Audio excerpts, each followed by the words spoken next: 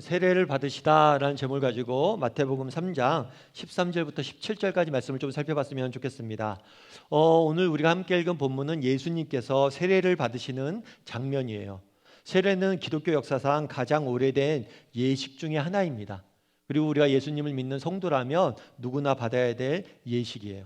그래서 오늘 예수님이 세례 받으시는 모습을 중심으로 해서 세례란 무엇인지, 과연 세례 받은 자로서 우리가 어떻게 살아야 되는지에 대해서 우리가 몇 가지 이야기를 좀 나누고 또 함께 또 고민해 보는 시간을 가졌으면 좋겠습니다. 먼저 13절 말씀을 같이 한번 읽어보면 좋을 것 같아요. 같이 한번 읽어볼까요? 이때 예수께서 갈릴리로부터 요단강에 이르러 요한에게 세례를 받으러 하시니 예수님이 요한에게 세례를 받으러 나오셨습니다. 그 당시 요한은 예수님 전에 먼저 와서 회개의 메시지를 전해요. 사람들에게 회개하십시오 여러분, 이제 곧 하나님 나라가 임합니다. 우리가 기다리던 메시아가 올 것이고 우리를 죄와 사망의 이 세상에서 구원하실 것입니다. 우리 회개함을 준비합시다 라고 외칩니다. 그런데 이렇게 외쳤을 뿐만 아니라 사람들에게 세례를 베풀었어요. 그런데 이게 굉장히 특별한 일이었습니다. 왜냐하면 그동안 세례는 누가 받았냐면 주로 유대인이 아닌 이방인들이 받았어요. 하나님을 모르던 사람들이 하나님을 알고 나서 내가 하나님의 백성으로 살아야겠다 고백하는 사람들은 세례를 베풀었어요. 그런데 세례 요한은 이방인들이 아니라 유대인들에게 외칩니다. 유대인들아, 우리가 세례를 먼저 받자, 우리가 먼저 회개하자 라고 외친 거예요. 유대인들 중에서는 왜 이방인들이 아니라 우리가 받아야 돼? 아니야, 너희가 받아야 돼. 이 말이 굉장히 충격적으로 다가왔을 거예요. 여기서 알 수 있는 건 무엇일까요? 유대인들이 그 당시 갖고 있었던 민족적, 역사적 유산이 그들을 결코 구원할 수 없었다는 거예요. 내가 유대인이고 아브라함의 자손이고 내가 이스라엘 백성이다 라는 사실이 그들을 구원하지 못합니다. 너희들이 정말 하나님 앞에 나아가서 진심을 회개하고 하나님 앞에 돌아와야 된다 라고 유대인들에게 외쳤던 거죠. 그리고 세례를 베풀었던 거예요.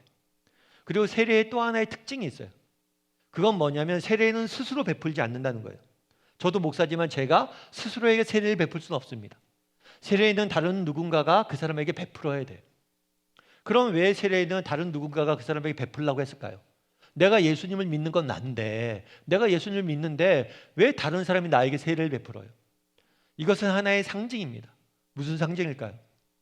인간의 구원은 스스로 받을 수 없다는 거예요. 우리는 스스로 구원할 수 없는, 정말 누군가에 의해서 구원받아야만 되는, 우리 스스로 구원을 얻을 수 없다는 사실을 보여주는 거예요. 누군가의 도움이 없이는 우리는 구원받을 수 없다는 거죠. 이는 단순히 구원만의 문제가 아니에요. 우리의 삶 자체가 그렇습니다. 여러분, 누군가의 도움 없이, 누군가의 헌신 없이 오늘 우리가 존재할 수 있었을까요? 여러분이 이 땅에 태어났을 때 여러분의 부모님들은 여러분들 위해서 수고하고 헌신했어요. 만약 여러분들이 부모가 없이 이 땅에 태어났다고 가정해 보십시오. 아마 여러분들은 들판에서 마치 개와 같이 들판에서 버려진 짐승처럼 그렇게 살았어야 될지 몰라요. 오늘 여러분들이 이 자리에 있는 것, 내가 오늘 살아서 숨 쉬는 것, 내가 이 자리에 있고 이런 일들을 행하는 것들은 내가 잘나서 그런 게 아니에요. 내 힘으로 내 능력으로 여기까지 온 것이 아닙니다. 여러분들이 여기에 있기까지는 수많은 사람들의 헌신이, 여러분들의 부모와 여러분들 사랑했던 많은 사람들의 헌신이 있었기 때문에 여기까지 온 거예요. 우리의 생 자체가 우리 힘으로 쟁취되는 게 아니에요. 마찬가지로 구원도 마찬가지입니다. 우리의 힘으로 우리의 능력으로 구원을 이룰 수 있느냐? 없다는 거예요. 그래서 세례는 누군가에 의해서 베풀어지는 거예요. 그럼 우리는 어떻게 구원받을 수 있을까요? 14절과 15절 말씀 같이 한번 읽어볼까요? 같이 읽도록 하겠습니다. 요한이 말려 이르되 내가 당신에게서 세례를 받아야 할 터인데 당신이 내게로 오시나이까. 예수께서 대답하여 이르시되 이제 허락하라. 우리가 이와 같이 하여 모든 의를 이루는 것이 합당하니라 하시니 이에 요한이 허락하는지라. 예수님께서 세례를 받기 위해서 요한에게 오십니다. 그런데 요한이 의문을 제기하는 거예요. 예수님, 왜 저한테 세례를 받습니까? 제가 예수님에게 세례를 받아야 되는데 왜 저한테 받습니까? 예수님, 죄인은 저입니다. 예수님, 당신은 하나님의 아들이시고 죄가 하나도 없으신 분이신데 당신이 세례를 받을 이유가 뭐가 있습니까? 죄인인 내가 세례를 받아야지 왜 당신이 세례를 받습니까? 맞는 얘기죠. 앞서 이야기했던 것처럼 세례는 죄인이 자신의 죄를 고백하고 정말 그런 자리에서 베풀어진 게 세례예요. 그런데 왜 무죄하신 예수님께서 세례를 받냐는 거예요. 오히려 요한이 세례를 받아야지. 그러자 예수님께서 뭐라고 이야기합니까? 요한에게 허락하라. 아니, 내가 너에게 세례를 받아야겠다. 왜냐하면 이와 같이 해서 우리가 모든 의를 이루어야겠다. 그렇다면 의를 이룬다는 건 무엇일까요? 그날에 예수님께서는 무죄하신 예수님께서 세례를 받았습니다. 그런데 이 세례는 하나의 모형이에요. 하나의 그림자예요. 훗날 예수님께서는 십자가에 못 박혀 돌아가십니다. 왜 예수님께서 십자가에 못 박혀 돌아가셨습니까? 죄가 없는 예수님께서 십자가에 못 박혀 사형 선고를 받으셨어요. 왜요? 그것은 무죄하신 예수님께서 죄 있는 우리를 대신해서 십자가에 못 박히심으로 우리의 죄를 사하여 주시는 거예요. 그것을 신학적 용어로 자리바꿈이라고 그럽니다.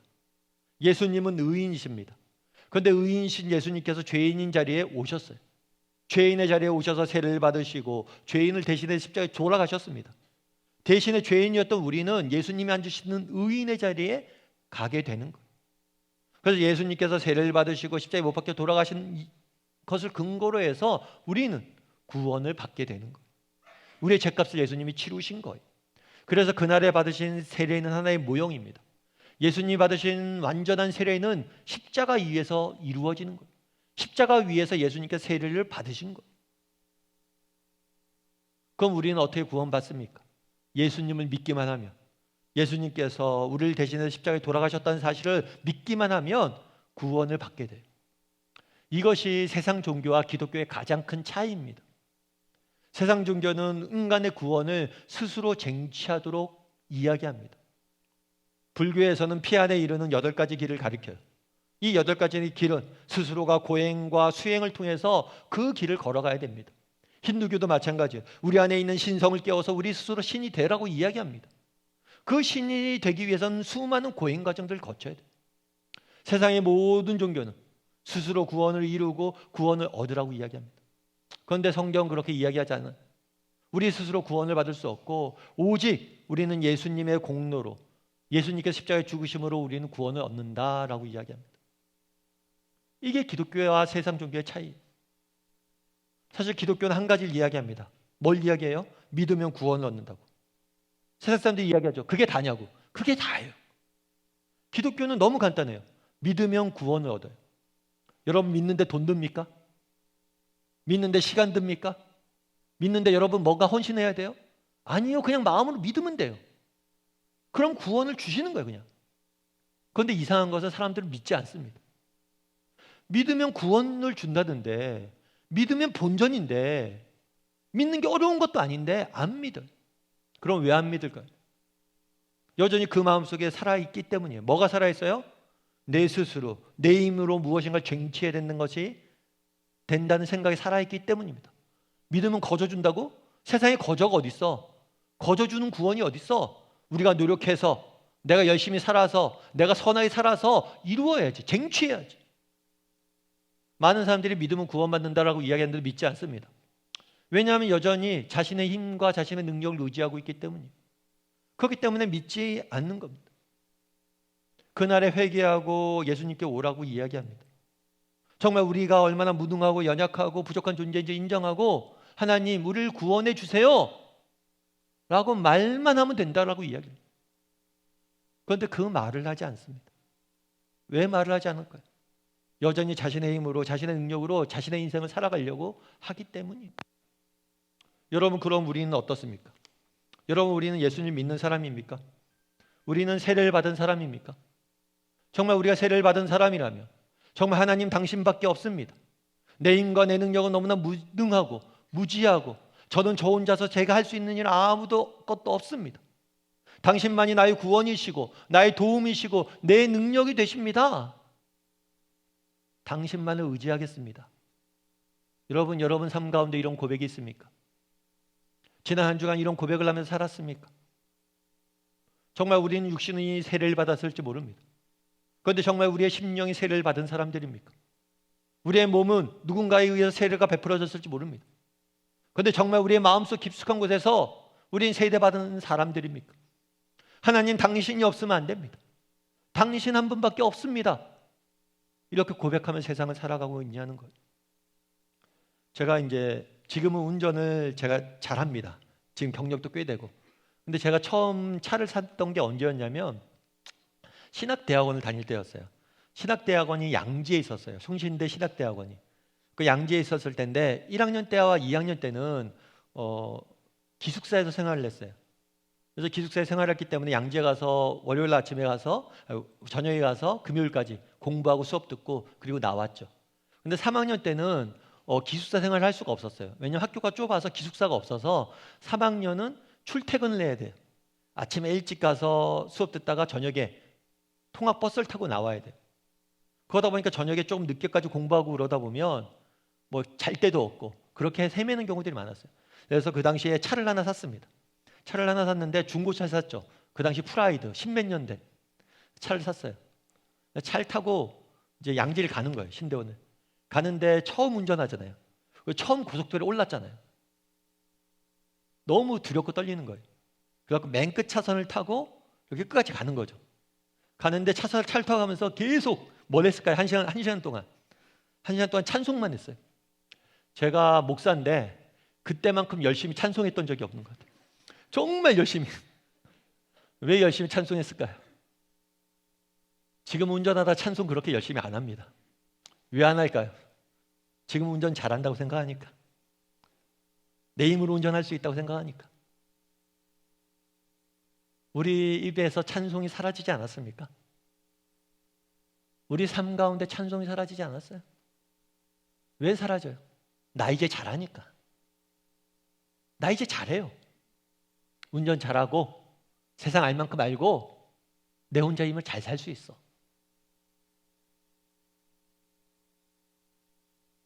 그날의 세례 요한이 이야기합니다. 너희가 세례하고 너희가 회개하고 세례를 받아라.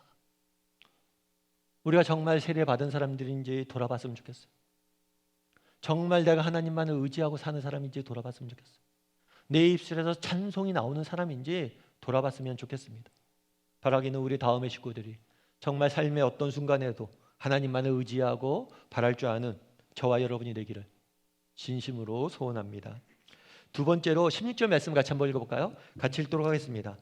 예수께서 세례를 받으시고 곧 물에서 올라오실새 하늘이 열리고 하나님의 성령이 비둘기같이 내려 자기 위에 임하심을 보시더니 예수님이 세례를 받고 이렇게 딱 나오실 때 일어났던 현상이 있어요. 그건 뭐냐면 하늘로부터 성령님이 이렇게 쫙 임했다라고 이야기해요. 비둘기처럼. 근데 이 성령님은 하나님의 영이라고 표현합니다. 뿐만 아니라 다른 곳에서는 예수님의 영이라고도 표현을 해요.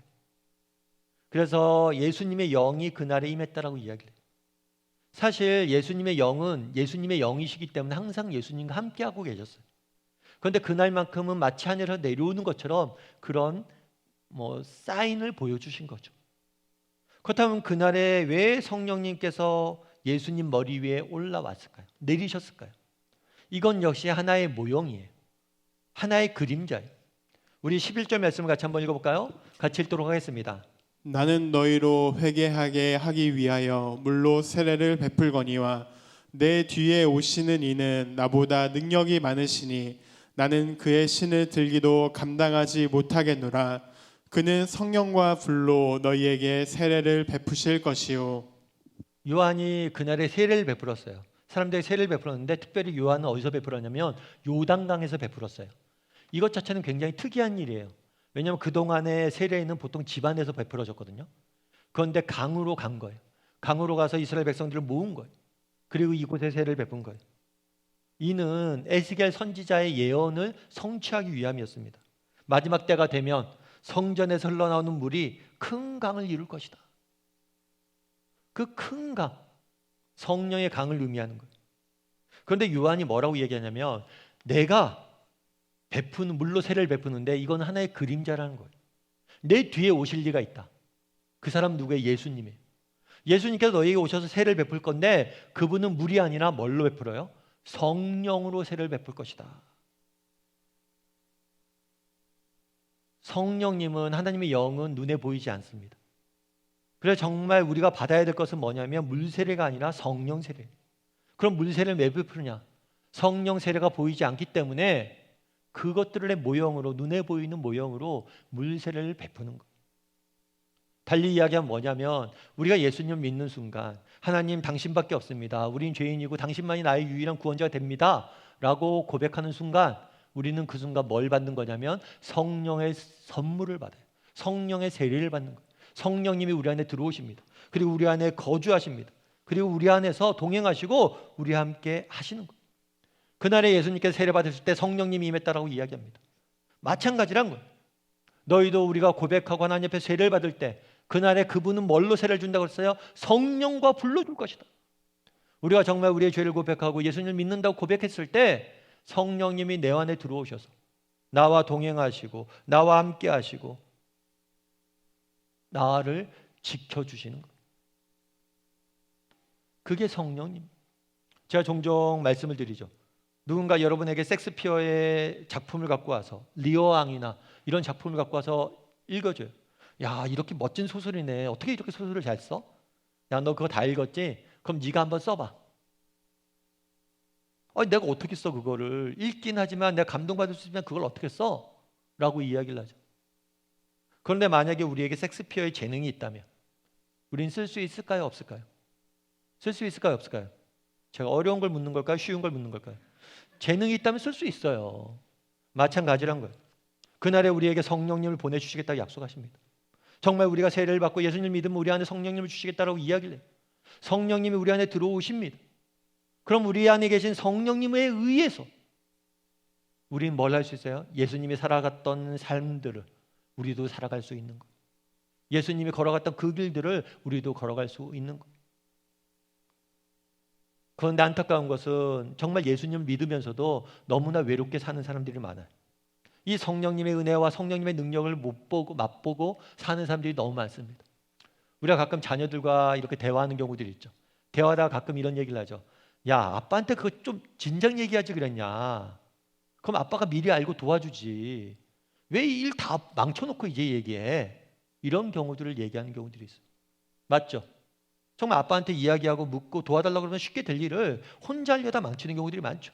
성령님도 마찬가지예요. 우리 안에 성령님이 계십니다. 그런데 한 번도 묻지 않아요. 한 번도 도와달라고 얘기하지 않아요. 그럼 어떻게 도와주겠어요? 어떻게 내 삶 가운데 역사하겠어요? 정말 우리 안에 계신 성령님에게 정말 날마다 도와달라고 이야기하고 우리 인생의 고민과 아픔과 상처와 문제를 가지고 나가서 그분께 아뢰어야죠. 그래야지 그분이 우리를 돕죠. 그래야지 성령이 주시는 은혜를 맛보죠. 안타까운 것은 이것들을 맛보지 못하고 살아가는 사람들이 너무 많아요. 여러분, 이재철 목사님이란 분이 계세요. 100주년 기념교회를 담임하셨던 목사님이 지금 은퇴를 하셨는데 요즘은 이재철 목사님이란 이름보다는 가수 이승윤의 아버지라고 또 하면 더 잘 알 것 같더라고요.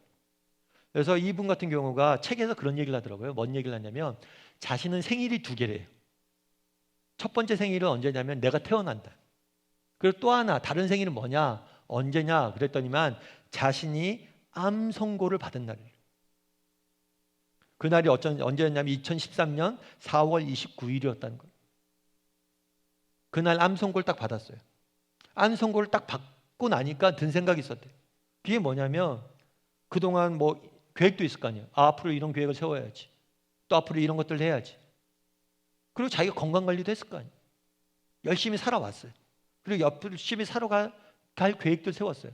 그런데 암 선고를 딱 받으니까 모든 게 올스톱이에요. 모든 게 올스톱이에요. 그러면서 그동안 내가 믿었던 능력, 내가 계획했던 계획, 내가 의지했던 무엇, 그런 것이 다 갑옷이고 나를 지켜주는 갑옷인 줄 알았는데 실상은 보니까 갑옷이 아니라 갑옷을 묶는 적끈에 불과했다. 이런 이야기를 하는 거예요. 그러면 암 선고를 받은 그날이 내 2번째 생일을 한 거예요. 그 다음부터는 진짜 하나님만을 의지하고 하나님만을 바라보며 하루하루를 살아가려고 노력했다는 거예요. 그래서 그게 2번째 생일이라는 거예요. 여러분, 우리는 어떻습니까? 여러분은 2번째 생일을 맞이했습니까? 여전히 그 목사님도 목사님이세요. 그럼에도 암 선고를 받은 후에야 이때까지 내가 내 힘으로만 살았구나 깨달은 거예요. 여러분, 2번째 생일이 있습니까? 정말 어떤 문제를 만나던 어떤 일이 있건 우리 안에 계신 성령님에게 묻고 도움을 구하고 그분을 의지하고 그분과 함께 동행하는 삶을 살고 있습니까? 오늘 세례 받으시는 분들도 있고 입교하는 친구들도 있습니다. 정말 오늘이 여러분의 두 번째 생일이 되길 원해요. 아직은 희미할지 몰라도 그래도 하나님을 내가 믿고 하나님 도와주세요. 저에게 믿음을 주시고 제 인생에 함께 해주세요. 고백하세요. 그럼 성령님이 우리 안에 들어오실 것입니다. 그 성령님을 의지하세요. 그러면 그 성령님이 우리 인생을 정말 아름답게 빚어가실 거예요. 그런 믿음을 가지고 또 오늘 세례를 받았으면 좋겠어요. 그리고 이미 세례를 받았던 우리도 정말 나에겐 두 번째 생일이 있었는지 다시 한번 돌아보고 날마다 성령님을 의지할 줄 아는 저와 여러분이 되기를 주님의 이름으로 소원합니다. 마지막으로 17절 말씀 같이 한번 읽어볼까요? 같이 읽도록 하겠습니다. 하늘로부터 소리가 있어 말씀하시되 이는 내 사랑하는 아들이요 내 기뻐하는 자라 하시니라. 하늘로부터 소리가 이렇게 있었다고 이야기를 해요. 예수님이 세례를 받으시는데 비둘기가 성령처럼 임하고 하늘에서 소리가 들렸어요. 이 하늘로부터 들리는 이 소리, 이 말씀, 이것은 기독교의 가장 큰 특징입니다. 세상의 많은 종교는 우상을 만들어요. 신이 있어요. 신의 모양은 있지만 그 신은 말하지 않습니다. 절에 가면 부처의 가부좌상이 있습니다. 동남아시아 가면 사방 천지가 신상이에요. 일본만 가면 집집마다 신상들이 있습니다. 그런데 그것들은 모양은 있지만 말하지 않습니다. 하지만 우리가 믿는 하나님은 누구십니까? 모양이 없어요. 눈에 안 보여요. 그래서 안 계신 것처럼 보일 때 느껴질 때가 있어요. 하지만 우리 하나님은 보이지 않지만 말씀하시는 분이십니다.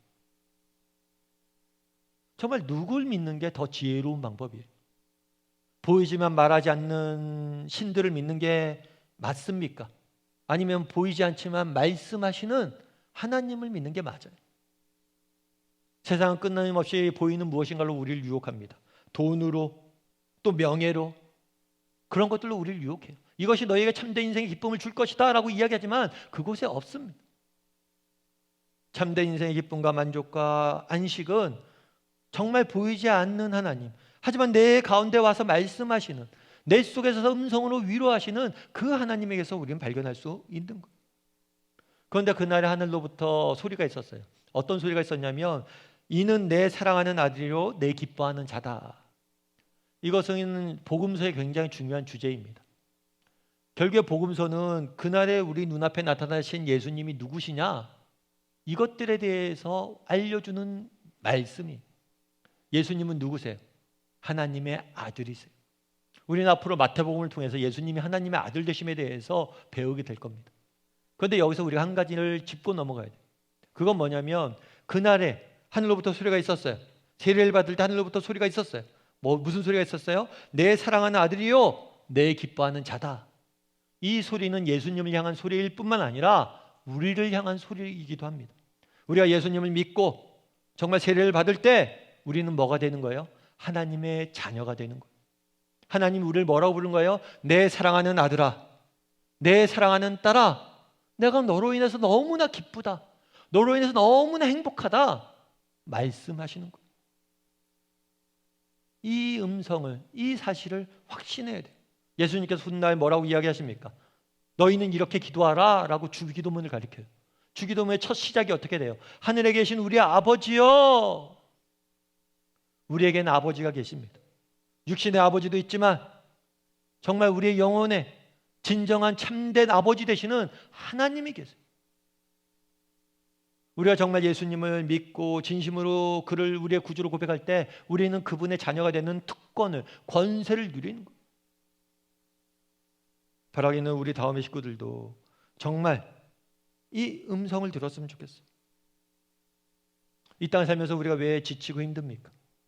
왜 우리가 넘어집니까? 왜 인생이 무료해져요? 하루하루의 삶들이 힘들어지고 정말 하루하루의 삶들이 지치고 왜 한 걸음 한 걸음 무겁고 죽는 날만 기다려지는 것 같고 오늘 눈을 떠도 정말 똑같은 일상이 반복되는 것 같고 아무런 소망이 없고 정말 끊임없이 찾아오는 모멸감과 수치심과 패배감과 좌절감으로 우리 인생을 낭비합니까? 어쩌면 이 음성을 우리가 잊었기 때문 아닙니까? 너는 내 사랑하는 아들이고 내가 너로 인해서 너무나 기쁘다. 세상이 너희한테 뭐라고 이야기할지 모르지만, 세상이 너희가 세상의 눈으로 보기에 너희가 보잘것없어 보일지 모르지만, 너희가 세상적인 것들로 아무것도 없는 것처럼 느껴질지 모르지만, 너는 정말 내 사랑하는 아들이고 내가 너로 인해서 너무나 기쁘다. 바라기는 우리가 어떤 존재인지를 기억했으면 좋겠어요. 우리 하나님이 우리를 얼마나 사랑하시는지, 나로 인해서 얼마나 기뻐하시는지, 그것들을 들을 때, 이 음성을 기억할 때, 이것들을 들을 수 있을 때 우리는 정말 지치지 않고 이 세상을 살아갈 수 있을 것입니다. 이재서 목사님이란 분이 계세요. 이분 같은 경우에는 시각 장애인이세요. 앞을 보지 못하세요. 15살 때 어느 날 눈이 안 보이기 시작했대요. 그때 병원에 갔더니만 눈 수술을 하면 괜찮을 것 같다고 수술을 했대요. 그리고 병원에서 수술을 하고 안대를 하고 한 달 가까이 있었대요. 그래도 그때는 전혀 걱정이 없었대요. 왜냐하면 한 달 지나면 볼 거니까. 내가 지금 좀 불편하지만 한 달 지나면 볼 거니까 괜찮다 생각하고 있었대요. 그런데 한 달이 지났어요. 한 달이 지나고 붕대를 풀었는데 의사 선생님이 이제 뭐가 보이니? 라고 묻는데 여전히 아무것도 안 보이더래요. 완전한 어둠이 시작된 거죠. 그 다음부터 이 사람이 15살에 앞이 안 보인다고 생각해 보세요. 평생을 그렇게 살아야 된다고 생각해 보세요. 무슨 소망이 있어요? 죽을 궁리밖에 안 했대요. 어떻게 하면 죽을 수 있을까? 어떻게 죽는 게 좋을까? 그런데 감사한 것은 그 실명이 된 이후에 정말 예수님을 만났어요. 믿음이 생겼어요. 그리고 하나님께서 정말 나를 이렇게 택하시고 하신 데는 이유가 있다. 나를 이 땅에 보내신 데 이유가 있다. 그런 믿음이 생겼대요. 그래서 열심히 살려고 했습니다. 그래서 시각장애인 앞이 안 보이는 불편함이 있었지만 대학도 가고 유학도 가고 나중에 교수까지 됐어요.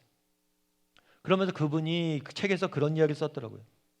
실명 때문에 어둠을 알았지만 진정한 의미의 빛도 깨달았습니다.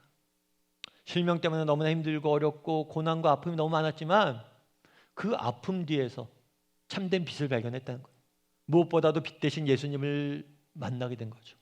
뿐만 아니라 자기가 실명 가운데서도 열심히 살아가는 모습들을 보고 너무나 많은 사람들이 도전을 받은 거예요. 자기를 통해서 빛 대신 예수님을 만난 거예요. 야, 저분이 저렇게 힘든 상황 속에서 저렇게 열심히 사는데 이유가 뭐냐? 그럼 빛 대신 예수님을 만난 거예요. 그러면서 그분이 그런 얘기를 하더라고요. 뭐라고 얘기했냐면 고난은 이메일로 오지만 설명서는 배를 타고 옵니다. 고난은 이메일로 오지만 설명서는 배를 타고 옵니다. 어느 날 내 인생에 고난이 닥칩니다. 아픔이 닥칩니다. 역경이 닥칩니다. 한순간에 와요. 이메일을 타고 그냥 바로 오는 거예요. 한순간에 아픔이 옵니다. 그런데 그 당시엔 이해할 수 없어요. 왜 내게 이런 것들을 하나님께서 허락하셨는지, 왜 이런 것들을 내게 허락하셨는지. 목사님, 하나님이 우리를 사랑하신다며요. 사랑하는 아들이라며요. 나를 기뻐하신다며요. 그런데 왜 내게 이런 어려움들이 있습니까? 왜 이런 아픔들이 있습니까? 그런데 그 모든 것들의 설명서는 뭐예요? 배편으로 온다는 거예요. 하나님이 이미 보내셨고 그것들이 오고 계시다는 거예요. 그것들 신뢰하라는 거예요. 바라기는 우리 다음의 식구들이 정말 하나님을 바라봤으면 좋겠어요. 우리 하나님이 어떤 분인지 바라봤으면 좋겠어요. 우리 하나님은 우리를 사랑하시는 우리 아버지 뿐만 아니라 우리로 인해서 기뻐하시고 기쁘신 계획이 있는 분이세요. 우리 각 사람들을 향한 계획이 있고 꿈이 있고 소망이 있는 분이세요. 물론 그 설명서는 때로는 늦게 배편으로 도착할지 몰라요. 하지만 우리는 언젠가 알게 될 거예요. 그 하나님의 크심을, 하나님의 광대하심을, 하나님의 놀라우심을. 그런 소망을 가지고 어떤 상황에 있든지 정말 하나님의 자녀된 자로서 정말 내가 하나님의 사랑받는 자녀이고 기뻐하는 자라는 소망을 가지고 살아갈 줄 아는 저와 여러분이 되기를 주님의 이름으로 소원합니다.